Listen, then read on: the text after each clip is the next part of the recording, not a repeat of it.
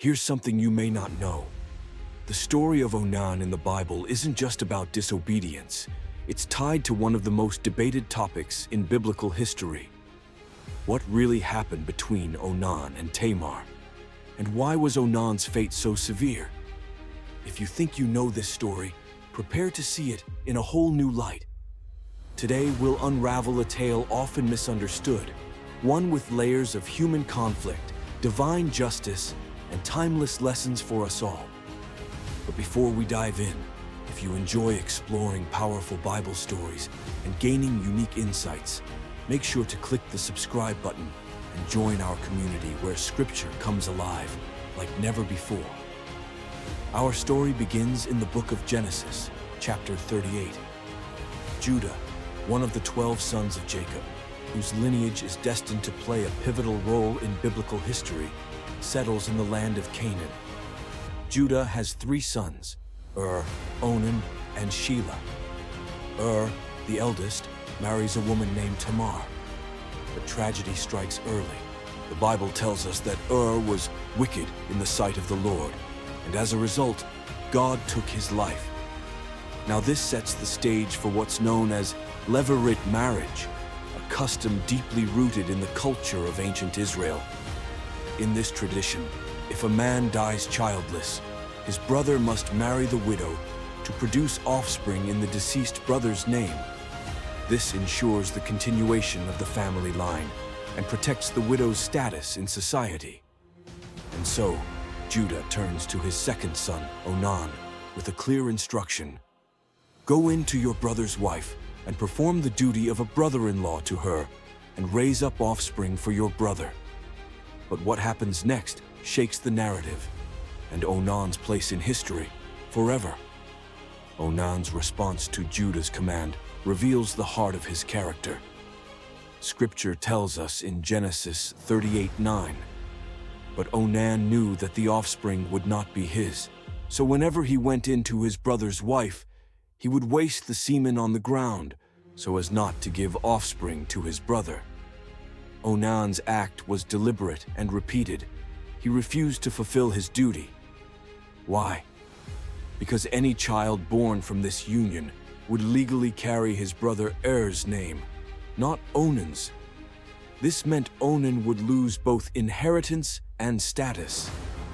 It's important to note that inheritance laws in ancient Israel were significant. The eldest son would receive a double portion of the family wealth, ensuring power and prominence within the tribe. With gone, Onan would have stood to benefit. But if Tamar bore a child in Er's name, that child would inherit Er's share, reducing Onan's standing. Onan chose selfishness over duty, and his actions dishonored both his family and God's command.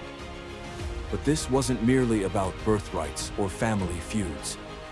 To understand the gravity of Onan's actions, we must look deeper into the spiritual implications. Genesis 38:10 delivers God's response to Onan's disobedience. And what he did was wicked in the sight of the Lord, and he put him to death also. Onan's death wasn't because of the physical act itself, as is often misunderstood. Rather, it was the intent behind his actions, his rebellion against God's command, his disregard for Tamar's future, and his selfishness in prioritizing his own gain over family duty. This story highlights an often overlooked truth. God's justice is not blind to the motivations of the heart. Onan's fate served as a warning, not only to Judah's family, but to all future generations, that obedience to God's ways cannot be taken lightly. But let's pause here. Have you ever wondered what happened to Tamar after this? Her story is far from over.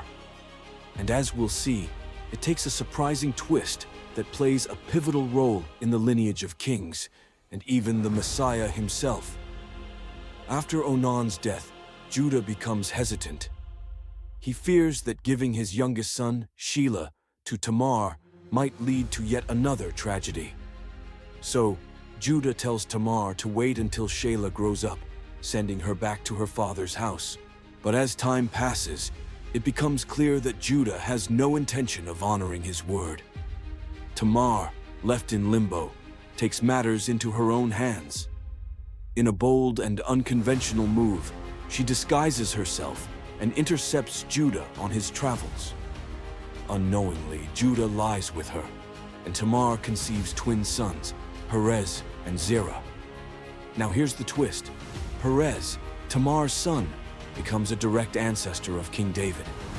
And through David's line, the lineage continues all the way to Jesus Christ. Tamar's story, intertwined with Onan's disobedience, reveals how God's plans can prevail, even in the midst of human failure and brokenness. Though Onan's actions were wicked, Tamar's determination ensured that Judah's line, chosen by God, remained unbroken. So what lessons can we take from this story? First, Onan's fate teaches us the importance of integrity and obedience. God sees beyond our actions and into the intentions of our hearts. Onan's selfishness wasn't hidden from the Lord, and it cost him his life. Second, Tamar's story teaches us about perseverance in the face of injustice. Though the system failed her, her determination and faith ultimately led to her inclusion in one of the most important genealogies in Scripture. And finally, this story reminds us that God works through imperfect people to fulfill his perfect plan. Judah, Onan, and Tamar were all flawed individuals, yet their story became a stepping stone in God's redemptive history.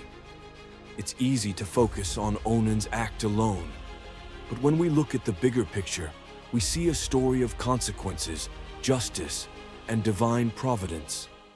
Even the darkest moments can carry a seed of redemption.